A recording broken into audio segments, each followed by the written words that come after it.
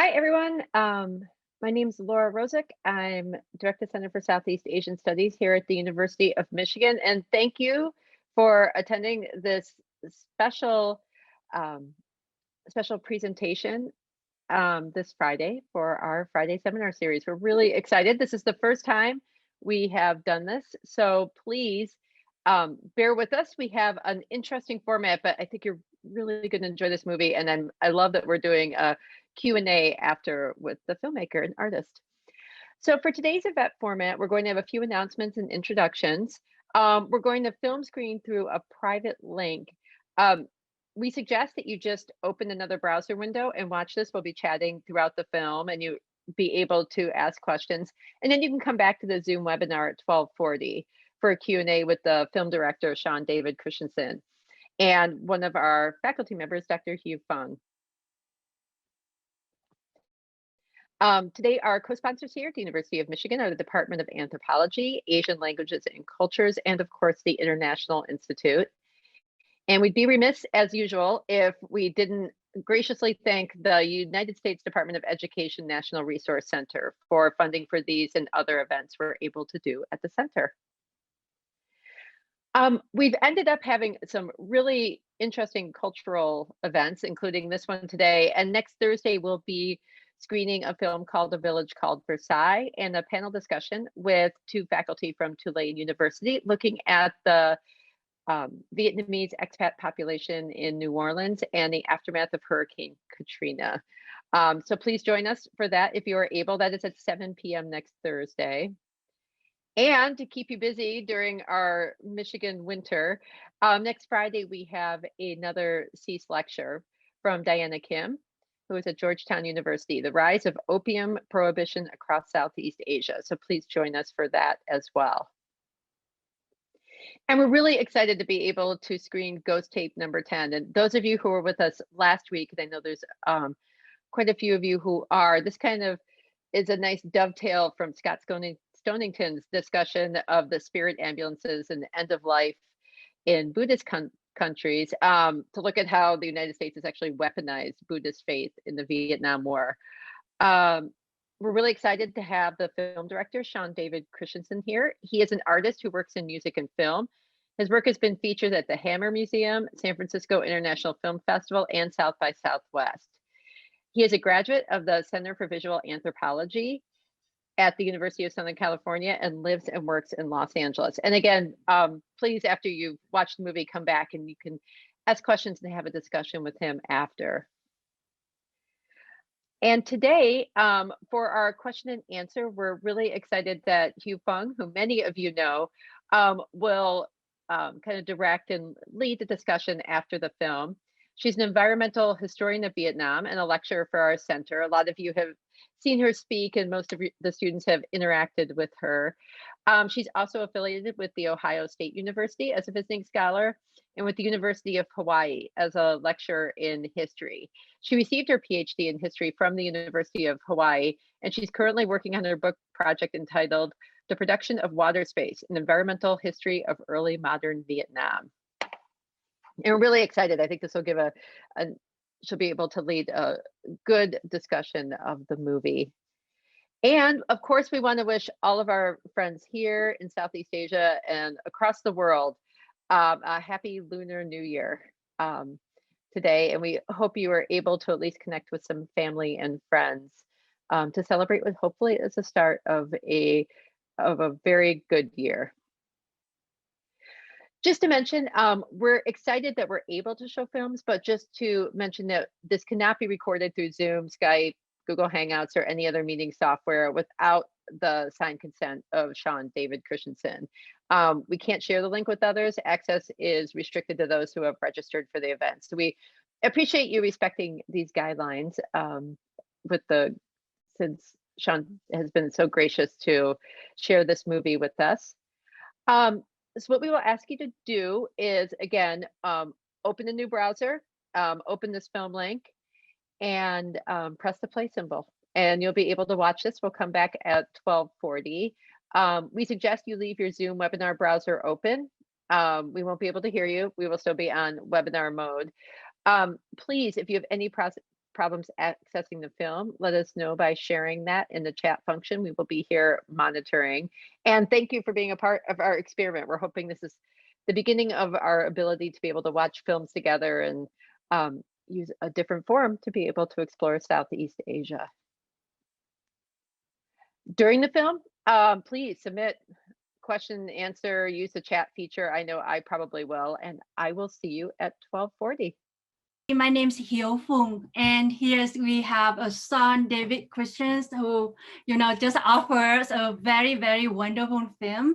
And welcome back, everyone. To kick off our conversation, I think I would take the privilege to ask Son some questions, and throughout the next 20 minutes, I will pick up the questions from the audience. And right now, we already saw a couple of questions here.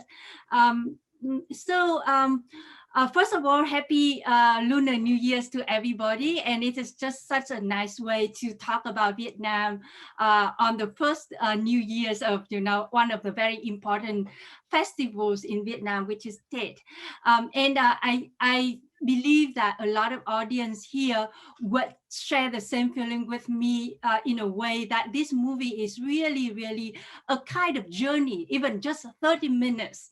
You feel like you have a journey starting with a ghost tape, somewhere that we kind of familiar with thinking about Vietnam as something connected to the war. And then the film walk you through a journey back into not only closer to Vietnam, but deeper in something that innate, like really ingrained in a Vietnamese mind, no matter who or where they are inside the country or in the United States or even in Paris, which is family and ancestors. So I would like Son, please share with us more about whether or not you also, experience that journey in the process of movie making, and we love to learn more about that journey. Can you share with us? Oh gosh, well, thank you so much for that and the introduction. Welcome to all of you who've joined us here. Yeah, for me, it really was a journey. I think of the how the film starts. I'm in the tunnels of Quang Tri province, and I'm just kind of searching, I'm in the darkness. This was my first time going to Vietnam as a visitor. And, I was a master's student getting my master's degree in Visual Anthropology at USC. And I had created the schedule of the film to coincide with the celebration of the, wandering ghosts, Tep Ton Nguyen, Zam Thang Bay, this corpus of festivals that celebrate, remembrance and caretaking of souls. And it had fallen on like 1 week into my classes at USC in LA. And I already planned my plane ticket and my hotel. And so I was literally just leaping into the unknown with this process of trying to find the story. And I think of those tunnels, and I think of that idea of darkness and how your senses heighten when you're in an area that is unfamiliar to you. You start to listen closer, you start to look deeper, and you really quiet your soul to listen to others, and you're kind of there to receive knowledge. And these tunnels took me through a reconstruction, a recreation of nationalized memory, of remembrance of the dead. And for an American, I was acculturated in America to learn about Vietnam through the Vietnam War. Like, that was my access point. And so the film became a process of unlearning and realizing that the American War is really part of a long continuum of struggles that the country has moved through and evolved from. And that idea of dislodging the power of the individual, we are part of a continuum, of a chain, really ties into how these ideas of remembrance of the dead are similar, that your life is lived in parallel with spirits, and there's no separation, at least the type that I was acculturated to know here in America. In Vietnam, you are living alongside a parallel path, with your family. And as I walked that path, it was just a beautiful process of having my naivete and my assumptions being flipped upside down and restructured. And what happens at the end of the film is it becomes a reflection of my own process and the American unlearning of this fascinating country. So, yeah. Yeah, so to pick up what you just mentioned, so in the process you discovered, I guess for a lot of people who would learn about Vietnam from the US, the Vietnam War normally is the starting point. But then through the process, you figure out there's the continuum among Vietnamese, even when they, get out of the country. It is the connection with their family and with the living and the dead. So I want to pick up one of the questions from the audience from Eric White, that there's from the perspective of thinking about the war, of course, the tactic of using the ghost tape is considered as kind of, weaponization of religious belief that Eric White point out. But during the movie, the film, we see that there are a lot of interaction with, Buddhism, the Buddhist monks, and also even the lay Buddhist communities also pick up the ideas of, using the belief in like the other world. So whether or not it's just the same tactic of using, kind of manipulating people's emotions. So what I would like either you respond to that question, and also want to add a little bit. Do you also personally feel that when you interact with, say, the monk or the Nguyen family, for example? Yes. Sure. No, thank you for the question. I just think for me to kind of frame it as a sort of weaponization of belief, weaponization of culture, I go back to the implication of what a weapon is. It's to harm. It's to plant just a pervasive seed in your brain that just that harms you. So when I look at, for example, the Catholic faith and like Buddhist faith, they share this sort of shared definition of what it means to live in deference to, your family ancestors, what it means to live a moral life, and how the belief in ghosts and the belief in an afterlife imposes a sort of moral path that you have to follow. And I think that's more of like framing ghosts or framing hauntings as just to kind of awaken your consciousness, to make you reflect that your actions have repercussions and they ripple out. And we see that in lots of festivals in Vietnam of remembrance. They're all about praying for the absolution of souls, praying for the release of bad karma, to kind of break out of the cycle, that kind of repeats itself. And so this idea of a weapon is, for me, that's what struck me the most about the tape, was like its abject cruelty, and it's kind of absurd, to kind of take this sacred tenet of Buddhist faith and make it into a the son, Dok, he told me after he listened to the tape with his family, like it feels like a sci-fi movie. It felt like this complete abstraction. And just to tie it back to your question, Hugh, about what it was like to listen to the tape with the family, that's still a very it's a difficult scene for me to watch, quite frankly, because as soon as the tape started playing, even though I had given just a rough sketch of what we were about to listen to, as soon as I heard these voices, these this sort of horrible fiction that the Americans had created about Buddhism, and I instantly felt uneasy. This was kind of like a transgressive act to play this for them in their home. And what was fascinating about it is even like the family had lots of birds in bird cages, and they were all hanging suspended in their atrium, and they started screaming. You know, it was a haunting experience.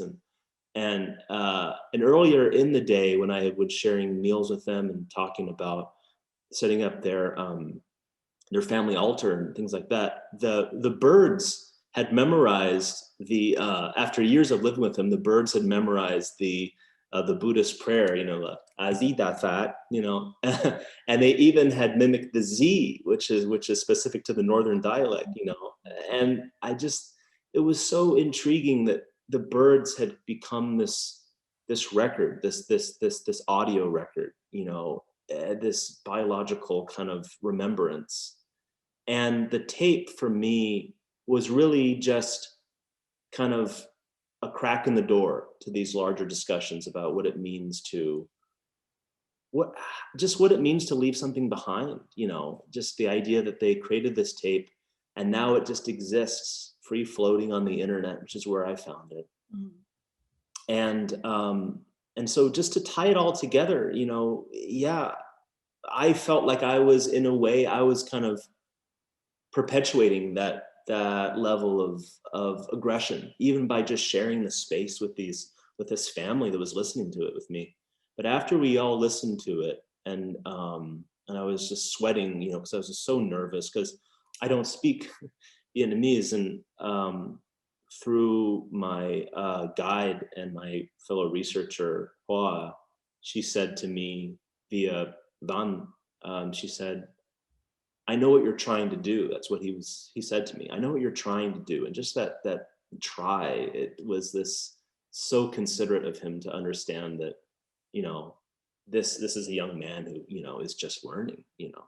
So the tape for me, the further it gets removed from its original application on the battlefield, it kind of becomes this sort of interpretive, foggy sort. It kind of loses its definition, loses its power.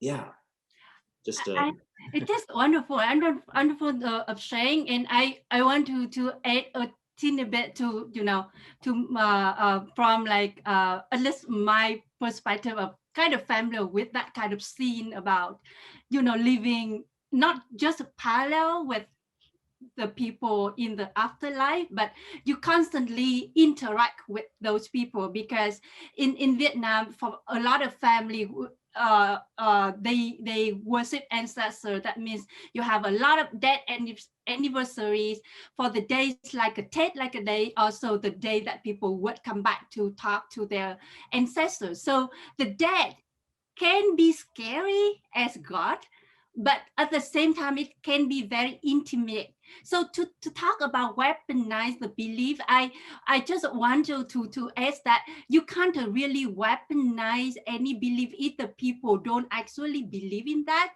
So it's not just like the people who subscribe to the belief consider themselves as victim. I feel like it is a kind of willingness of going to that belief.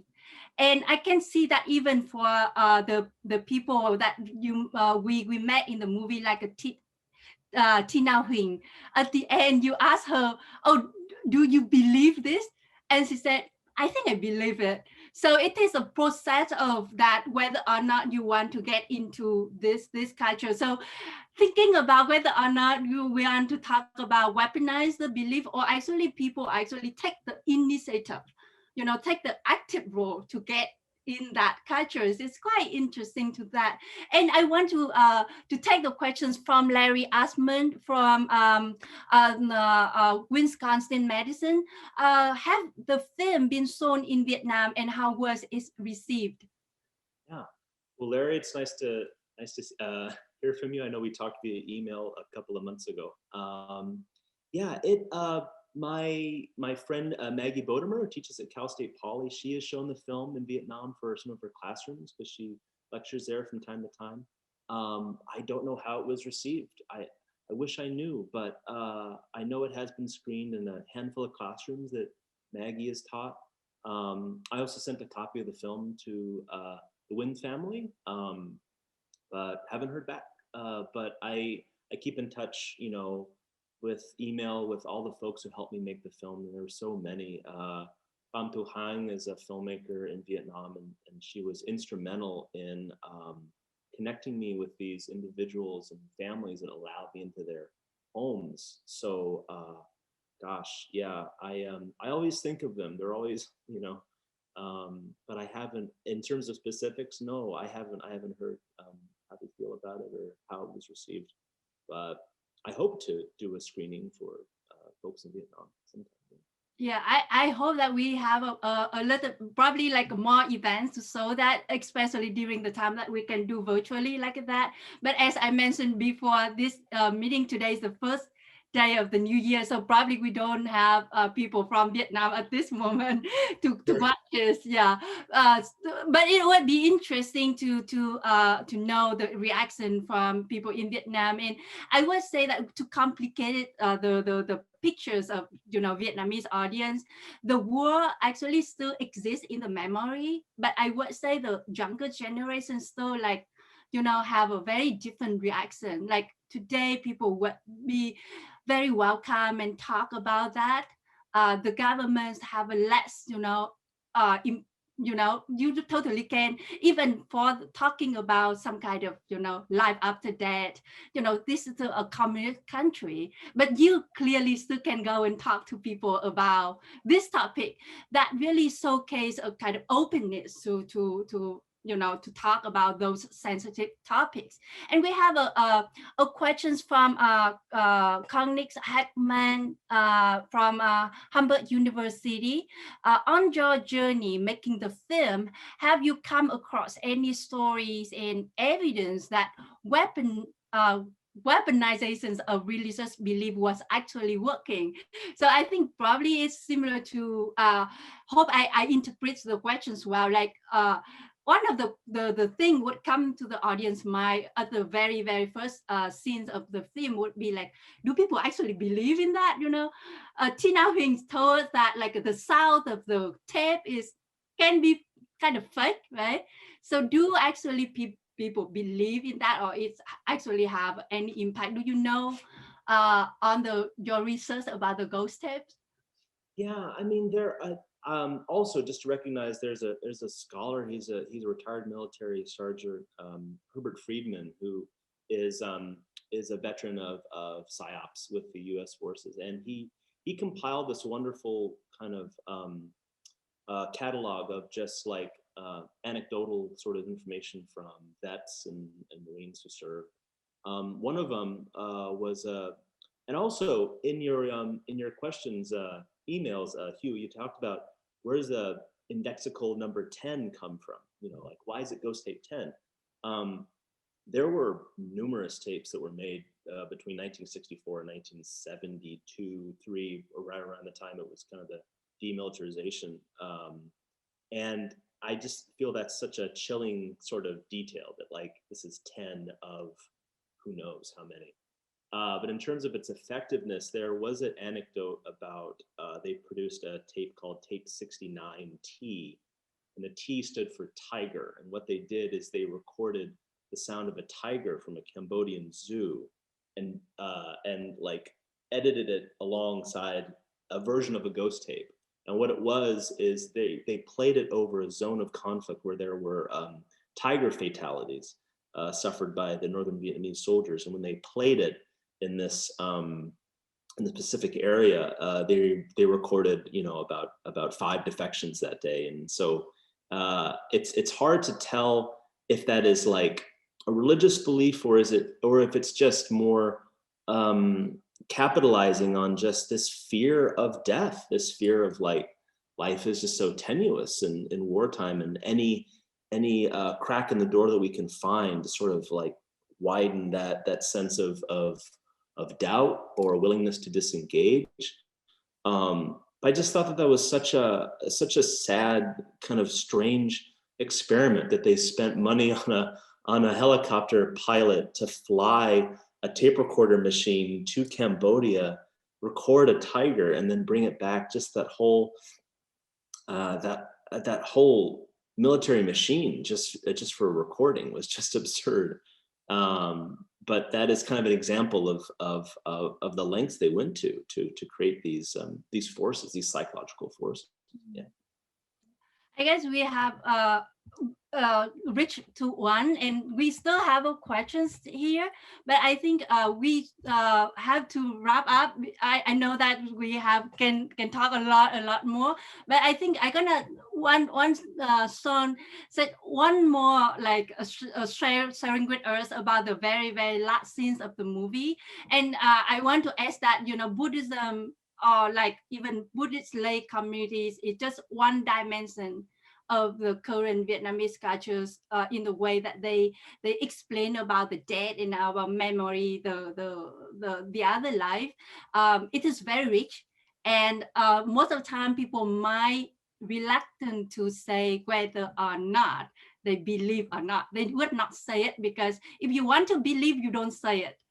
It is more effective when you don't say it. Yeah. So but here there's so much detail and rich cultures here, and I want you to share with us the very thought about how it come up to you with the last slide to see those kids, you know, playing with kind of like a gun shooting, and it's why you end the movie like this. Yeah, that's a great question. I mean, so that took place at the Buddhist temple that I was allowed to film at, you know, with the allowance of the priests and the monks there. And it was just these two brothers who were just playing in the grass. And I turned over to their mother and I gestured that I had a camera. Is it okay if I take a picture? She said, yeah, that's fine. And I was just reminded of, like, these were games that I would play as a child. How, you know, when you grow up in a country, or at least at that time, you know, you learn these ideas of masculinity, or like war play is just fun. And it was just kind of haunting in the way that they were repeating an echo from the past, you know, and just the way their voices kind of reverberated in this open air, this beautiful, they felt safe on the patch of grass. And just the way that the hills rolled off in the distance, you know, it reminded me of, all right, I'm getting a little bit emotional. Like brothers had to fight against each other in the war. And I just thought about these two brothers, and I don't know how they were repeating almost unconsciously an echo from the past. And it just stuck with me. As far as I edited the film, this scene just stuck with me.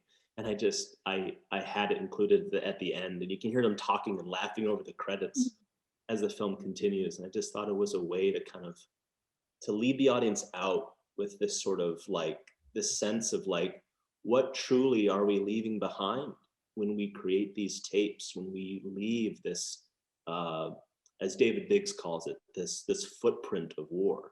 You know, as we impress it upon the psyche and the landscape of a country, what really are we leaving behind, and who picks it up? What future generations pick this up? So thanks so much for sharing. And you know, it's just such wonderful for the how the movie, because for me it's just so innocent, so calm, but deep inside that there's something that's made you think a lot, how it come to that moment. And hopefully from the audience, thank you for watching and thank you for joining the conversation. If you have more questions, please feel free to reach out to Son or me. We would love to have a further conversation. Thanks a lot. And I wonder, Laura, you want to say any last goodbye words to our audience? No, have a great week, everybody. And thank you, Sean. Thank you, Hugh. Yeah, this was I knew I'd like the movie. It was unexpected in its emotion. So so thank you so much. And thank you everybody, as usual, for joining us. We will see you hopefully next Thursday for A Village Called Versailles, or next Friday for our Cease lecture series. Thank you so much. And Happy New Year, everybody. Happy New Year.